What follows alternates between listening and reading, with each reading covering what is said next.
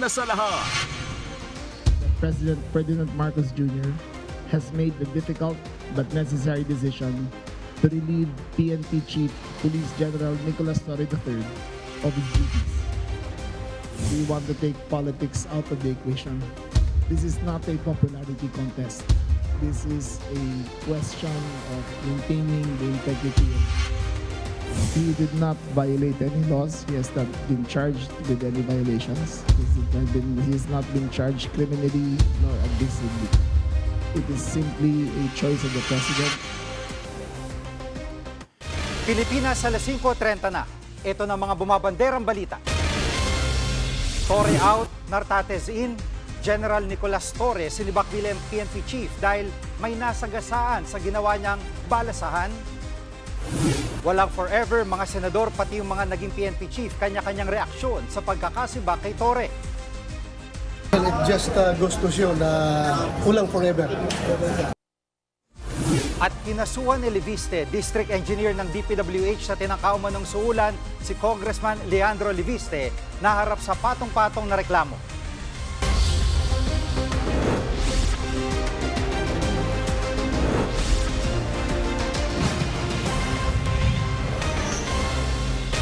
Sinibak ni Pangulong Bongbong Marcos si Police General Nicolas Torre bilang PNP Chief. Halili sa kanya si Lieutenant General Jose Melencio Nartates. Live mula sa Camp Crame, nangunguna sa balita si Mon Gualvez. Mon, ano bang dahilan kung bakit inalis sa pwesto si Torre? Jiggy, ayon kay DILG Secretary John Vic Remulla, nais ni Pangulong Bongbong Marcos na magkaroon ng bagong direksyon pagdating sa Philippine National Police o PNP. Sabi pa nga ng kalihim, wala raw bahid ng politika ang pagkakasibak sa pwesto kay Torre na halos 3 buwan pa lamang na nauupo bilang hepe ng Philippine National Police. Actually, naging mahirap pa nga raw sa Pangulo ang naging desisyon nito, lalo't malaki ang naging ambag ni Torre sa pambansang pulisya. Maaalalang siya ang nanguna noon sa pagkakaaresto kay Kingdom of Jesus Christ founder at leader Pastor Apollo Kibuloy, maging kay dating Pangulong Rodrigo Duterte bago siya dalhin sa Dahig. Pakinggan natin ang pahayag ni Secretary Remulla. He did not violate any laws. He has not been charged with any violations. He has not been charged criminally nor abusively. It is simply a choice of the President to take a new direction for the PNP. The President has made a decision to go in another direction. The President reserves the right to see what is best fit for the PNP. Mon, may kinalaman ba sa pagkakasibak kay Torre ang issue sa reversal ng NAPOLCOM sa balasang pinatupad niya sa PNP? Jiggy, sabi ni Secretary Remulla, isa raw yan sa mga isinaalang-alang ng Pangulo sa kanyang naging desisyon. Maalalang bago kasi na-relieve si General Torre nagkaroon ng issue sa pagitan ng PNP at NAPOLCOM kung saan hindi aprobado sa NAPOLCOM ang ginawang balasahan ni General Torre sa hanay ng pulisya. Kabilang dito ang paglipat sa number 2 man ng PNP na si Police Lieutenant General Jose Melencio Nartates papunta bilang Area Police Commander ng Western Mindanao. Pero sa ngayon, si Nartates din ang napili na ipinalit at itinalagang officer in charge ng Philippine National Police. Jiggy. At Mon, may kinalaman ba dito ang pagiging PNPA o PMA grad ni Nartates at pagiging PNPA grad ni Torre sa pagpapalit ng liderato ng PNP? Alam mo, Jiggy, hindi yan binanggit ni Secretary Remulla na dahilan ng pagkakatanggal sa pwesto kay Torre at pagkakatalaga naman kay Nartates. Pero tama, si Torre ang kauna-unahang PNP chief na galing sa Philippine National Police Academy o PNPA. Naungusan ni Torre ang Ilocanong si Nartates na graduate naman ng Philippine Military Academy o PMA Class of 1992. Si Nartates ay naging Deputy Chief for Administration ng PNP at naging NCRPO Director din noon. At sabi niya, sa kanyang pamumuno ngayon sa PNP, tiniyak ni Nartates na ipagpapatuloy yung mga reformang ginawa ni Torre, kabilang na raw yung 5-minute response nito. Narito ang pahayag ni OIC ng PNP na si Nartates. The Philippine National Police is a dynamic organization. We are covered by orders, we are covered by policies. As a fine Filipino public servants na minsan ay isang sundalo, susunod lang tayo kung ano ang ibibigay na utos. Especially, this is a general order. At isang option para kay Torre ang magretiro, pero paano kung hindi siya mag-retire? Ano mangyayari sa ranggo ni Nartates? Jiggy, alinsunod sa PNP policy, isa lang dapat ang may hawak bilang 4-star rank police general ng PNP. Kaya naman kung hindi magre-retiro si Torre, mananatili sa kanya yung kanyang ranggo habang pwede siya mapunta sa Office of the Chief PNP o ng Personnel Holding and Accounting Unit ng Pambansang Pulisya. Nakatakda rin itong pag-usapan at pagdesisyonan naman ng NAPOLCOM. Samantala, nagpahaging din si Secretary Remulla na posible raw bigyan ng ibang posisyon si Torre sa pamahalaan. Jiggy, no-show si Torre sa ginawang change or assumption of office ceremony kay Nartates. Wala pa rin siyang formal na pahayag hinggil sa pagkakatanggal sa kanya sa pwesto. Balik sa iyo, Jiggy. Yan po ang ulat ni Mon Gualvez live mula sa Camp Crame. Walang nakikitang mali ang ilang senador sa pagkakasiba kay General Nicolas Torre bilang PNP Chief. Live mula sa TV5 Media Center, nangunguna sa balita si News 5 Senate Correspondent Mean Los Baños. Mean, dalawa sa mga senador ay dating PNP Chief. Ano reaksyon nila sa pagkakasibak kay General Torre?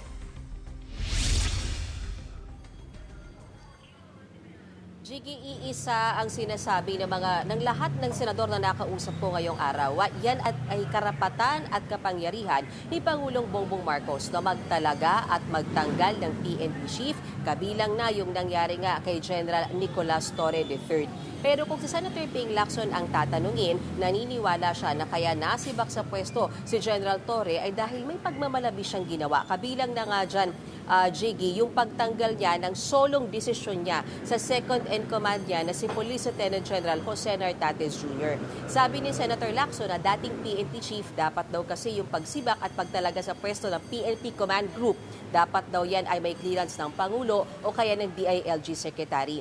Kinuwento rin ni Senator Ping Lacson na nung panahon na siya ang PNP Chief, kahit daw binigyan siya ng blanket authority ni dating Pangulong Estrada na pamunuan ang buong pulisya, hindi raw niya ginamit yan para siya ay magsibak ng kahit sinong taga-PNP Command Group. In the end, Jiggy, sinasabi ni Senator Ping, prerogative talaga ng Pangulo ang pagtanggal sa isang PNP Chief at yung pagsibak ngayon kay General Torre. Jiggy.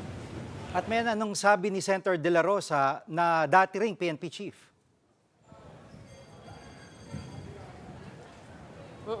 Agree din siya, Jiggy, na talagang prerogative o kapangyarihan ng Pangulo ang magtanggal o magtalaga ng isang PNP Chief, at ang sinasabi nga ni Senator Bato ay walang forever sa kahit anong posisyon, kabilang na siya ng pagiging PNP Chief. Gayunman, hindi raw niya alam yung mismong dahilan kung bakit nasibak itong si General Torre. Pero aminado ni Senator Bato de la Rosa na hanggang ngayon masama ang kanyang loob kay Torre dahil pinangunahan niya yung pag-aresto kay Apollo Kibuloy at kay dating Pangulong Rodrigo Duterte. Narito ang bahagi ng pahayag ni Senator Bato de la Rosa. Galit ako na naawa ako sa kanya. Because I've been there. What if ako ang nandyan, nakaupo at sinunod ko lahat ng orders ng nagbibigay ng orders sa akin. Lahat-lahat na ginawa ko. Kahit na yung bordering to illegal acts. Unconstitutional acts, questionable acts. Ginawa ko na lahat-lahat. Pagkatapos, ngayon, tanggalin lang niyo ako ng unceremoniously. That's my opinion as a former Chief PNP. Just goes to show na ulang forever. At may reaksyon din ba ang liderato ng Senado tungkol sa isyong ito? Jiggy, nakausap din natin sila kanina sa Senado.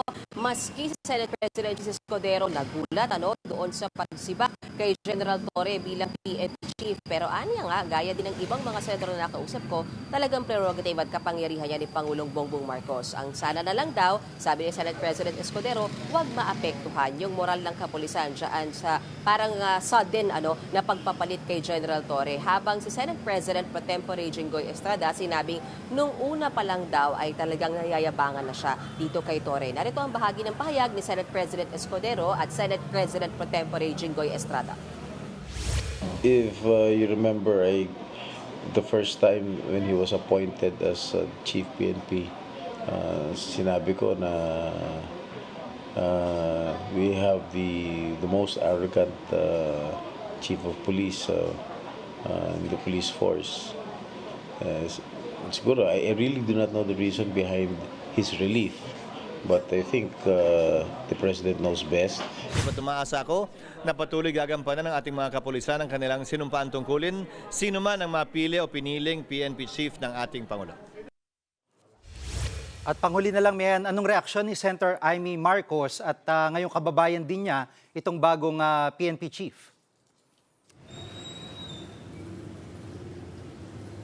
Sabi ni Senator Amy Marcos, Jiggy, mukhang nagdilang anghel siya dahil bago pa raw nangyari itong tanggalan o sibakan sa pwesto, nauna na raw niyang winarningan at sinita si General Torre dahil nga sa pagtanggal kay Nartates at ilan pang opisyal ng PNP na mga Ilocano din. Sinabi daw niya na hindi biro yung ginawa ni General Torre. Meron din daw mga impormasyon na nakakarating kay Senator Amy Marcos na sa ganito kaaga, mukhang namumulitika na raw ang general. Narito ang bahagi ng pahayag ni Senator Amy Marcos. Masyadong maingay at maugong na nagmamalaki yung ibang classmate niya na tatakbong presidente o vice-presidente sa 2028. At nakita na nakapaskel yung kanilang muka at sabi pa nga nung iba, hindi lang pala politiko ang EPAL.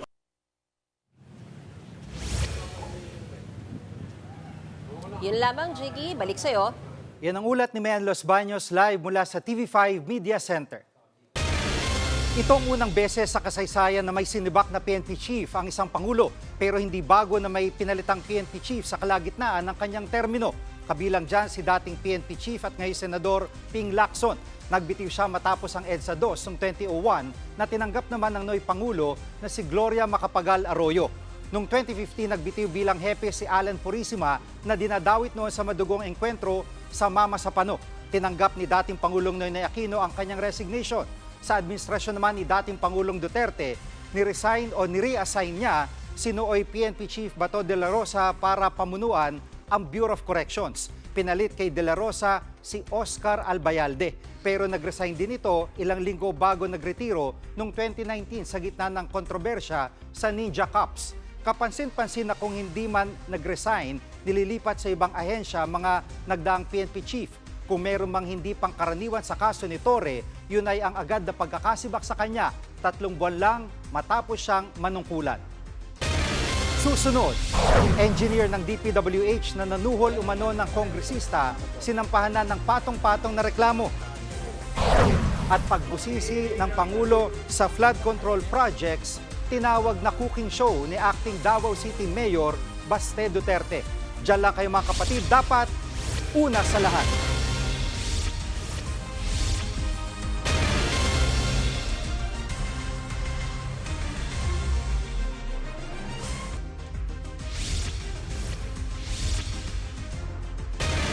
Sinampahan ng patong-patong na reklamo ang district engineer ng DPWH sa Batangas na nagtangkaw manong manuhol ng kongresista.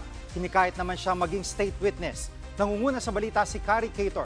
Kari, anong tugon ng inireklamong engineer sa alok na maging state witness?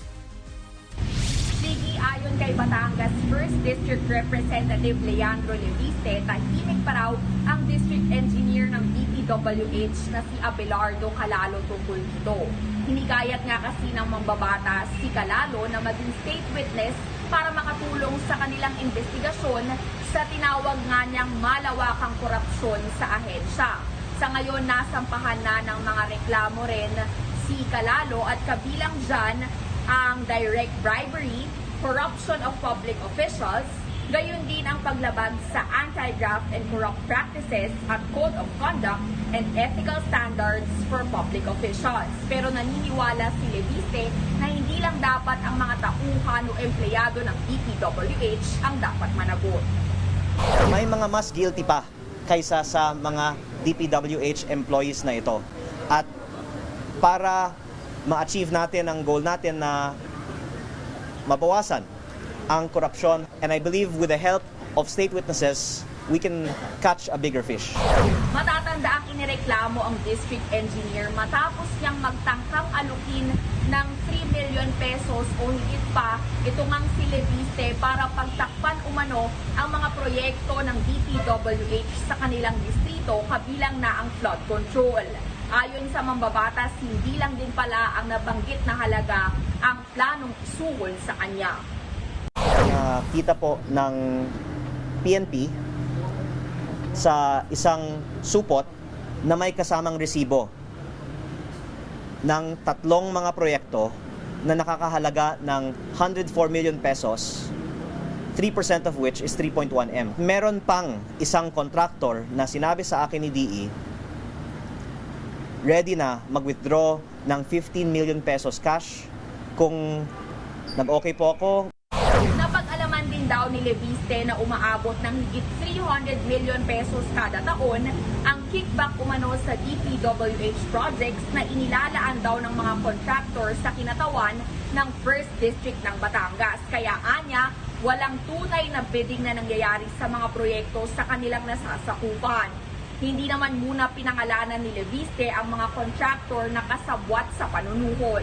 Pero bukod sa issue sa flood control projects, isiniwalat din ni Leviste na may iba pang mga questionableng proyekto. Isa na raw dyan ang bagong gawang kalsada sa bayan na hindi na rin niya binanggit na nasira rin daw agad. Hindi na rin siya nagbigay ng iba pang detalye pero malaking tao raw ang nasa likod ng contractor niyan. Gigiit ng mambabatas, hindi lang sa kanilang lugar nangyayari ang ganitong korupsyon sa mga proyekto ng DPWH. Kaya dapat din daw na maging mas mapanuri pa sila, lalo na sa hiling ng ahensya na magkaroon pa ng 880 billion pesos na pondo sa susunod na taon. Balik sa iyo, Jake. Yan ang ulat ni Kari Cator mula sa Batangas City. Iginit ni Acting Davao City Mayor Baste Duterte na si Pangulong Bongbong Marcos ang dapat sisihin sa maanumalya manong flood control projects. Ayon kay Duterte, 3 taon itong pinalagpas ni PBBM. Kung totoong seryoso raw ang Pangulo, dapat niyang kasuhan ng mga sangkot na kontraktor. Tinuligsa rin ni Duterte ang anyay paninisi sa mga kongresista sa isyong ito. Nasa dahig ngayon si Duterte at kanyang mga kapatid para bisitahin ang kanilang ama sa ICC Detention Facility. Ikaw yung presidente. If there is someone to blame, that will be him. Kasi dinadivert tayo dyan sa mga congressman na yan, cooking show ba?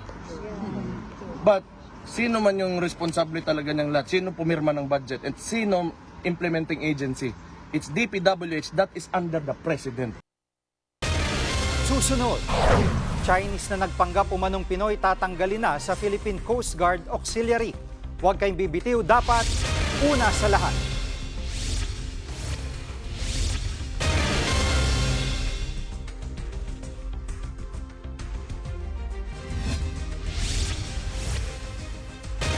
Tatanggalin sa Philippine Coast Guard Auxiliary ang miyembro nitong napagalamang isa umanong Chinese. Nakumpirma raw ng PCG ang mga ulat na peke ang pagiging Pilipino ni Joseph C. na isa ring negosyante. Naresto si C. sa NAIA noong Huwebes matapos mabisto na peke ang kanyang Philippine passport. Nakadetine siya ngayon sa Immigration Holding Facility sa Taguig at posibleng ipadeport. Taong 2018 na makapasok sa PCG Auxiliary si C. Pero paglilinaw ng PCG, hindi naman kasali sa maritime operations ang auxiliary members nila.